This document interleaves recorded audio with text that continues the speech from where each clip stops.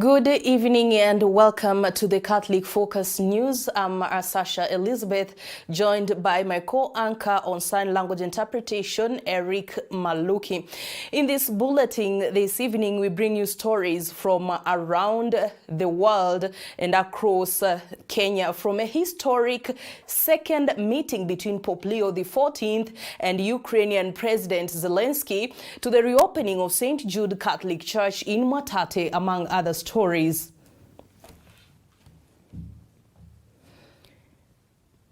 We start off in Rome, Italy. In a rare second meeting, Pope Leo XIV welcomed Ukrainian President Volodymyr Zelensky to the papal residence at Castel Gandolfo today. The two leaders discussed the ongoing war in Ukraine, the plight of prisoners of war, and the urgent return of Ukrainian children taken to Russia. The Pope emphasized the importance of continued dialogue and expressed his hope for a just and lasting peace. This follows a similar private audience 5 months ago, during which the Pope assured prayers for the victims of the conflict. Take a look.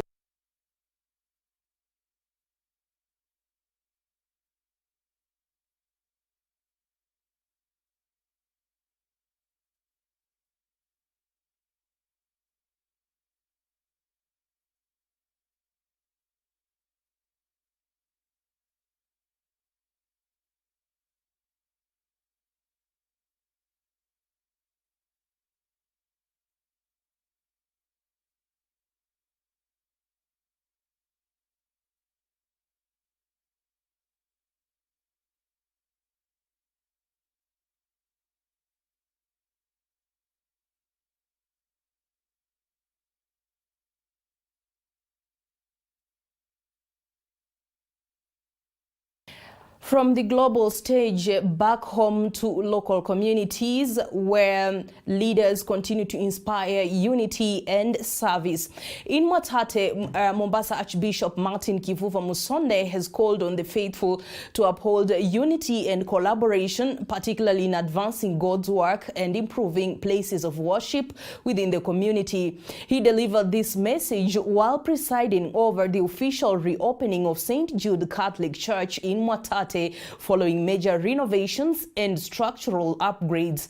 Our reporter Gabriel Mwakoma was in attendance in Taita Taveta, and here is his report.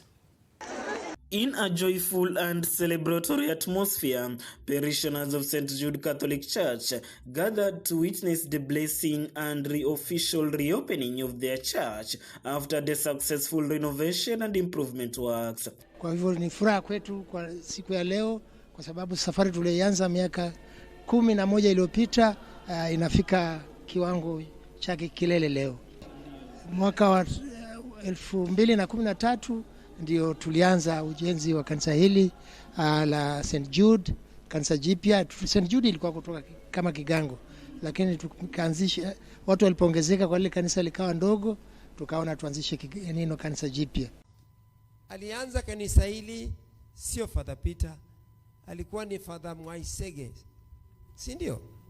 Mwaisege actually was planning to be here. He may be still on his way, you never know. You never know. Na nilikuwa naye yuko chumba chetu cha kutunza wagonjwa kule Mombasa, na aliniambia I'll go 2 days before, so he may be coming down the hill from the family. Atatukuta tu, tutamgoja. So mimi nawaambieni hongerani, hongerani, kazi safi, kazi maridadi, kila yeyote aliyefanya lolote lile. Makofi 1, 2, 3. Kwa waumini, kwanza nipende kuwapongeza kwa sababu vile tulivyoelezewa tumekuwa tukichukua kanisa hili kwa hatua, na kila hatua Wakristo wameweza kujitolea. Tunaanza msingi, tunagawanyiwa, tunachanga, tunamaliza, tunakuja kama ni madirisha, kama ni tiles, na mpaka juzi hivi kumalizia tumekuwa na migao kadha wa kadha, na Wakristo wamejizatiti sana kuanzia yule wa chini mpaka wa juu. Mimi nimeona wakiwa na moyo, na napenda kuwashukuru na kuwapongeza. The parish priest of Christ the King Parish Mwatate, Fr. Peter Opio, expressed his gratitude to the faithful and benefactors who made the transformation possible. Ujumbe ni kwamba napongeza wote Wakristo wa St. Jude na Kristo Mfalme kwa jumla. Najua kwamba katika kuwasukuma kujenga kanisa, labda wengine hawakunielewa, labda nilikuwa too much. Kila wakati naomba fedha, naomba msamaha kwa wale ambao nilimkwaza, lakini nashukuru sasa leo kanisa hili ikisimama vile imesimama, sisemi kwamba ni kazi ya Father Pio, nasema ni kazi ya Wakristo wote. Mungu tu awabariki kwa juhudi mliofanya. Gabriel Mokoma, Taita Taveta. Beautiful indeed, and of course we commend and congratulate the faithful of St. Jude Mwatate in Taita Taveta. And as while places of worship are being renewed, other efforts are empowering communities in practical ways. More than 17,000 households in South Teso constituency, Busia County, are said to be connected to electricity under the government's Stima Mashinani program. The initiative is expected to improve livelihoods and boost economic activity across the region. This development comes as part of the government's efforts to ensure access to reliable power for rural communities across the country. More than 17,000 homes in Teso South constituency will soon be lit up as the government rolls out the Stima Mashinani program across Busia County.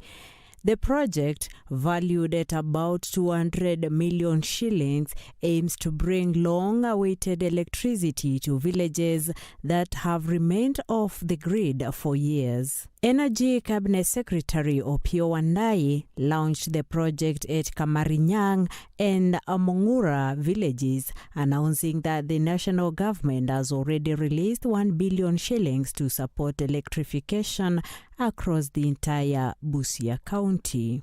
Stima ni haki ya binadamu. Na hii eneo ya Kamarinyang, hii eneo ya Mukura Central na Teso kwa jumla imekuwa kwa giza miaka mingi. Tangu tupate uhuru kama nchi ya Kenya, sehemu hii ya Teso imekuwa ikibaki nyuma sana. Si ndio? 1 billion kwa kaunti ya Busia kwa ajili ya kuunganisha stima kwa wananchi. Kuunganisha stima kwa wananchi au household karibu 17,000 na zaidi. Hii Teso South ikipewa karibu shilingi milioni 200. Stima ikiwezekana ifike katika kila kijiji. Na ikiwezekana zaidi ifike katika kila boma. Na ikiwezekana zaidi tena ifike katika kila nyumba. Na stima itafanya wananchi wa eneo hili wajihusishe na biashara mbalimbali. Wamama, wakina dada, wazee na vijana watakuwa na uwezo wa kufanya biashara mbalimbali, na vile vile watoto wetu watakuwa na nafasi ya kusoma mchana na usiku. Meanwhile, Area Member of Parliament Mary Imase encouraged residents to take advantage of the new electricity connections to expand businesses and improve economic opportunities. She thanked the government for prioritizing communities that have waited decades for power. Tutaenda villages 12 zitaunganishwa na stima. Na tukimaliza tutaendelea. Kwa hivyo tarajio yetu leo, kutoka leo, ya kwamba tutakuwa na reliable power supply. Tunatarajia kwamba uchumi ya area hii, eneo hili itaboreshwa kabisa. Mambo ya welding, mambo na nini si wako. Mtu hata anaweza fungua duka nyumbani. Akipata tenda, hata hii ya mashule tukiwapatia na kuja kuchomelea na deliver. Stima itawezesha hiyo maendeleo ikuwe pale. Residents now say the project brings renewed hope for better education, improved security, and small-scale enterprises that depend on affordable power. Reporting for Catholic Focus, Capuchin TV, I am Debra Mwanya. And not all developments have been smooth. In the neighboring county of Kakamega, tension is brewing in Ematiha sublocation, Navaholo constituency, after a section of residents opposed the recent installation of a new assistant chief, alleging that the due process was ignored and insisting that a pending court case must first be concluded. As John Beja now tells us in the following report, the disgruntled residents vow to continue pushing back until the court's decision is made public and the appointment process meets the standards of fairness and transparency. Equity Village Navaholo is once again on edge. The installation of John Andati as the assistant chief of Matia sublocation has triggered fresh protest, with the residents arguing that the move openly disregarded the active court case. Kijana yetu ambaye anaitwa John Barasa Andati alikuwa na miaka 28 na hata niko na kitambulisho yake kudhibitisha, niko na birth certificate yake kudhibitisha ya kwamba hakuwa amehitimu hata kuitwa tu kufanya mtihani. Lakini tunasikitika kwa sababu sisi ni maskini, watu wanyonge, tumekataliwa. Last year, several candidates who had been interviewed for the same position filed a petition challenging Andati's eligibility, claiming he did not meet the required age qualification.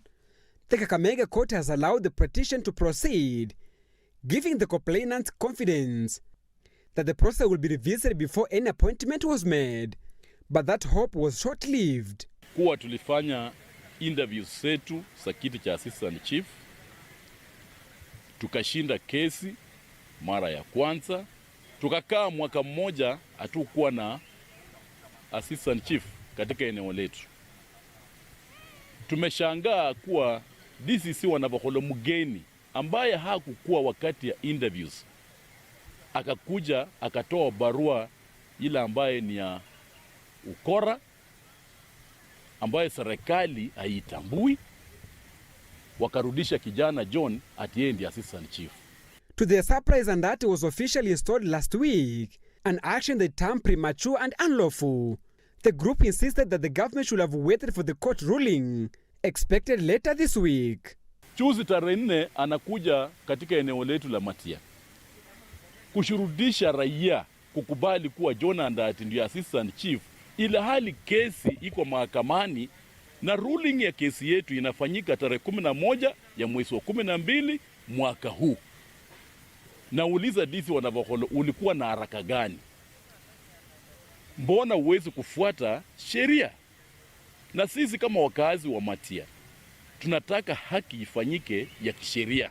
Samuel Amabia and Wycliffe Schumer now accuse local authorities of defying court orders. Their appeal is directed at Navaholo MP Emmanuel Wangwe and Deputy Court Commissioner Ben Kirai, whom they want to step in and ensure what they call administrative justice is delivered. Tunataka kuona mtoto wa maskini bwana mheshimiwa Wangwe akisaidika. Sio kila kazi ikikuja katika eneo la Navaholo ati wanaangalia watu ambao ni matajiri. MCA wetu Lumbasi, huyo ni ndugu yake na hakushinda interview. Hata Public Service Commission ilitutumia merit list. John Andati hakukuwa number 1. Kwa hivyo wewe kama mjumbe, mbona uwezi kutetea watoto wa maskini? Koti imetupatia stay order ya kusema ya kwamba huyu kijana akae chini mpaka kesi ishe, lakini kwa sababu sisi ni maskini, wametugandamiza, wametunyanyasa, na mahali tumefika tungojee uamuzi wa koti. Na tunaambia wakazi wetu wa Matia watulie, wakae kimya. Alhamisi tarehe 11 uamuzi wa koti unatolewa, na ile uamuzi itatoka kotini. Tunaomba hata media iwe pamoja na sisi, iwe karibu kotini ili wajue ni uamuzi gani ambao Judge Nderitu ametoa. The disgruntled residents vow to continue pushing back until the court decision is made public and until they are convinced that the process met the standards of fairness and transparency. Tunataka rais wetu asikie kilio cha watu wa Navaholo sub county, watu wa Matia sub location. CS Kipchumba Murkomen ajue ya kwamba akupitia kwa uamuzi wa koti wafuate sheria, pia sisi tufuate sheria. Sheria ikifanya uamuzi wa pili tarehe 11 ambayo ni Alhamisi wiki hii iseme kwamba kijana John Andati Barasa ametosha kuwa assistant chief, tutakubali. Lakini kulingana na vile tunajua kupitia kwa kitambulisho yake, birth certificate, hakutoshea na hajatoshea. As the court awaits the ruling, all eyes are now on both the courts and the area administrative to determine whether the installation stands or whether the process will be held once again. Reporting for Capuchin TV, Catholic Focus, I'm John Beja. Yeah, that's the situation in Matiha sublocation, Navaholo, Kakamega County. And of course, a reminder that due process is important, just as is transparency among local leaders. And communities there expect fairness, and when court rulings are involved, adherence to the law isn't just a formality, it is a cornerstone of trust between leaders and the people they serve, and we hope that justice will take its course. That's all for this evening's edition of Catholic Focus News. Thank you for joining us. Stay with us as we continue to follow up these stories and more, keeping you informed about faith, community, and developments that matter. I'm Asasha Elizabeth, and on behalf of the sign language interpreter Eric Maluki and everyone who made this successful, we say good evening.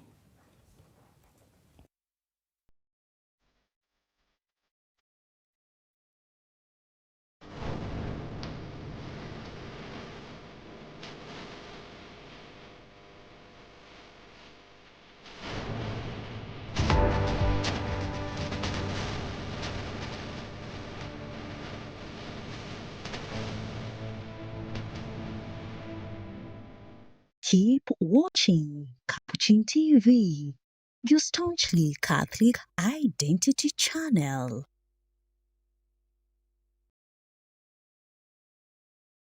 You are watching Capuchin TV. For any complaints, comments, or compliments on our programming, you can either write to us on info@capuchintv.co.ke or you can call us directly on 0717 424 866. Your complaint shall be addressed within 7 days. Remember to keep a copy of your communication with us. Keep watching Capuchin TV, your Catholic identity.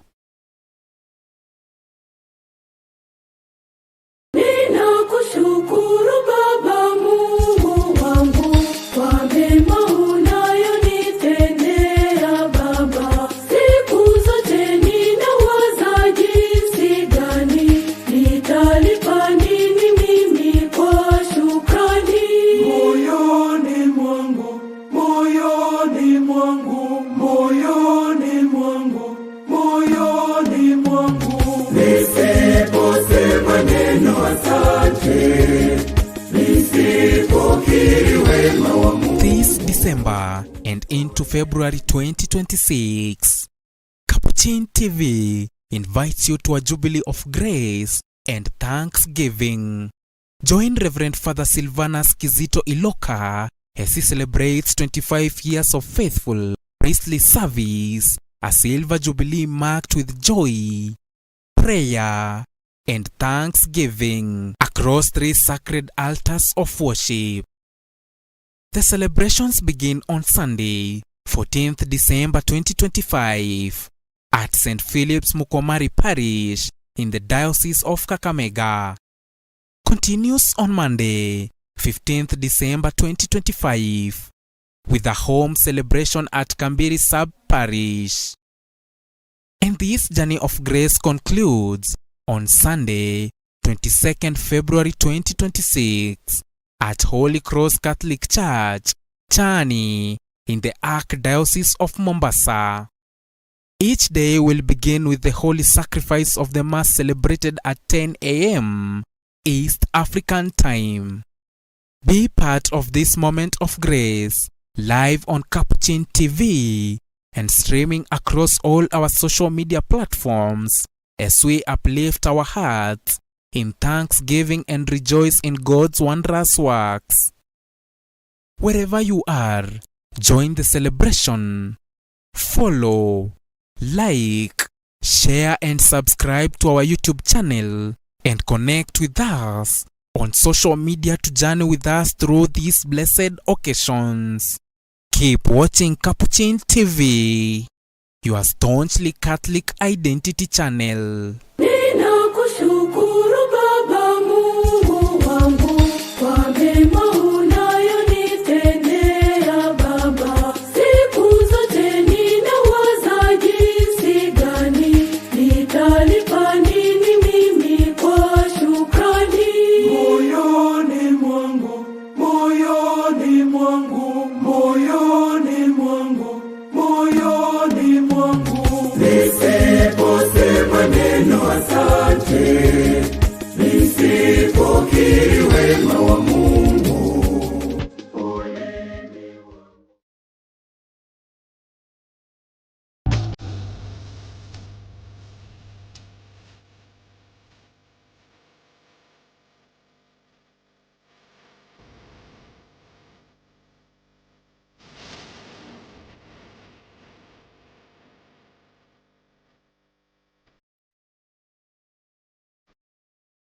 In the quiet heart of Nairobi, in the Kilimani area at Adams Arcade, along Moringa Road off Elgeyo Marakwet Road, stands a sacred haven of peace and warm hospitality. Welcome to Savalburg Retreat Center, a serene, well-kept retreat owned and managed by the Little Sisters of St. Joseph. Whether you seek a quiet space to pray, a comfortable place to rest, or a professional venue to meet and learn, Savalburg Retreat Center offers all that and more. Among the retreat facilities owned and managed by the Little Sisters of St. Joseph is Savalburg Retreat Center.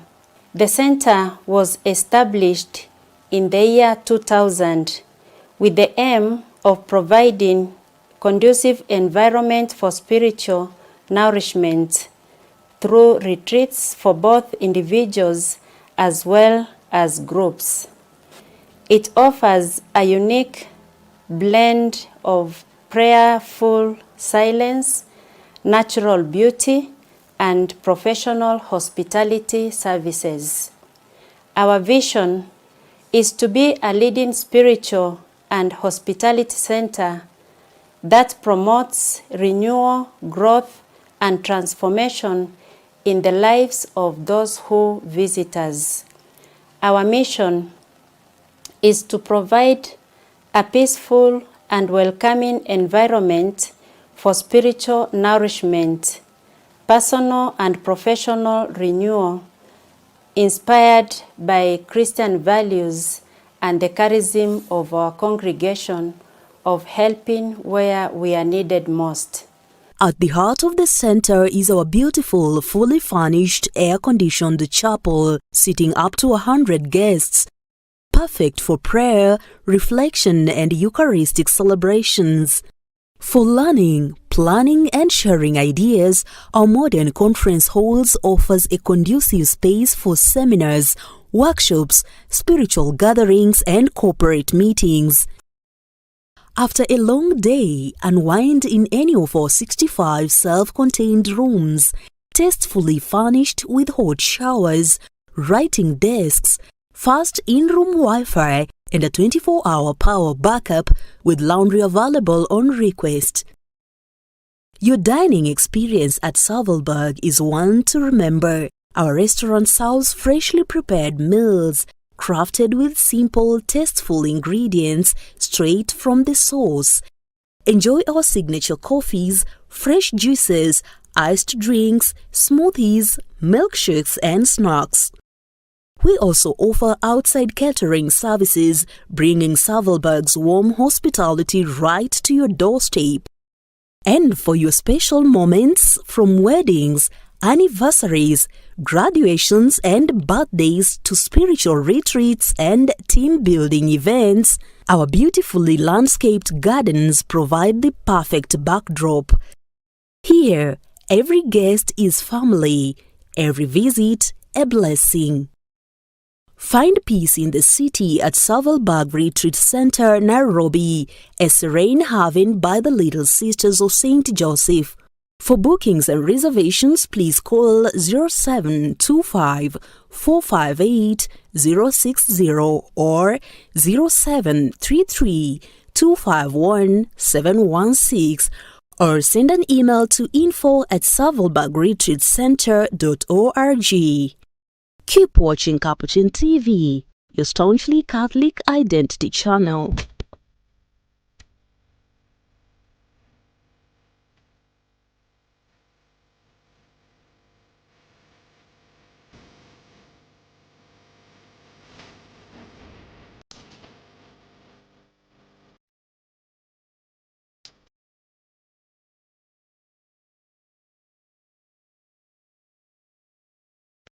With a simple yes to God.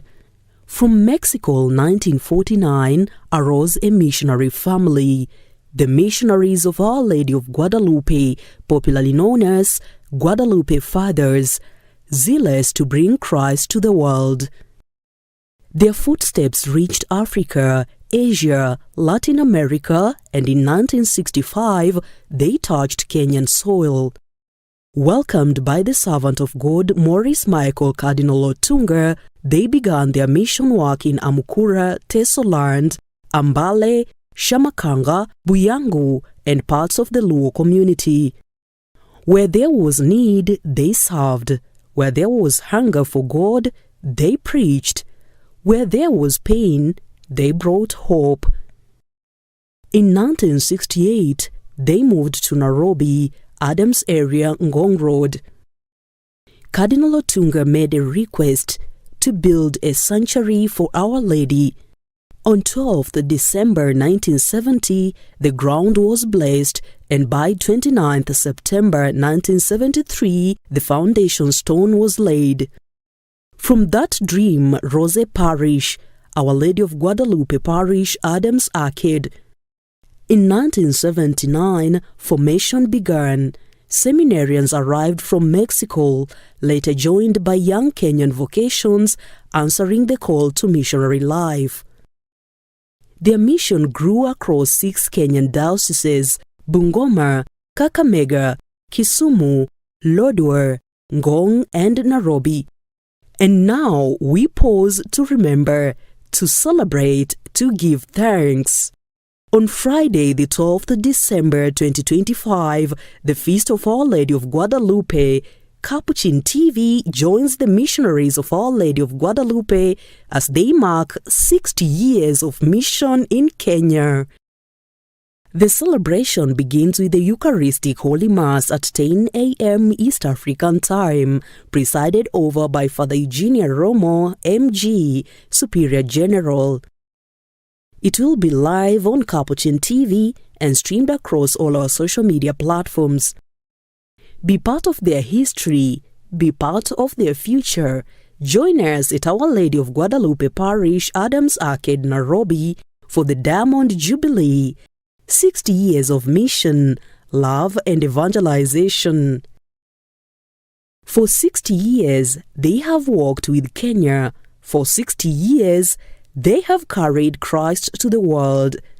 Missionaries of Guadalupe, 60 years of faith in motion. Keep watching Capuchin TV, your staunchly Catholic identity channel.